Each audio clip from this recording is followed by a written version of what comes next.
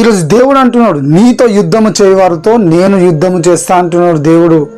ఎంతమంది అయితే నిన్ను బాధ పెడుతున్నారు, ఎంతమంది అయితే నిన్ను కష్టాలు పెడుతున్నారు, ఎంతమంది అయితే నిన్ను ఇబ్బంది పెడుతున్నారు, అది నీ ఆఫీస్లో అయినా, నీ కాలనీలో అయినా, నీ ఇంటి పక్క వాళ్ళైనా, ఎవరైనా, నీ రక్త సంబంధులైనా, నీ స్నేహితులైనా, ఎంతమంది అయితే నిన్ను బాధ పెడుతున్నారో, ఎంతమంది అయితే నీతో యుద్ధము చేస్తున్నారో, ఈరోజు దేవుడు అంటున్నాడు, నువ్వు యుద్ధము చేయకు, కానీ నువ్వు నా సన్నిధిలో ఉండి నువ్వు ప్రార్థన చేసి వాక్యము చదివినట్లయితే, నువ్వు నా రాజ్యాన్ని, నీతిని మొదలుగా నువ్వు వెతికినట్లయితే, నీతో యుద్ధము చేయ వారితో నేను యుద్ధము చేస్తా అంటున్నాడు దేవుడు.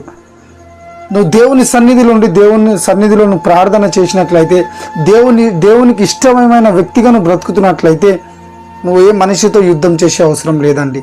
నీకు ఎవరైతే శత్రువులు ఉంటారో ఆయన శత్రువుగా ఉంటాడు వాళ్ళకి, ఎవరైతే నీతో మిత్రులుగా ఉంటారో వాళ్ళతో మిత్రువుగా ఉంటాడు దేవుడు. ఇలా నువ్వు దేవుని సన్నిధిలో ఉండు. నువ్వు యుద్ధం గురించి బాధపడకు, కష్టాలు బాధలు ఈ సాతాను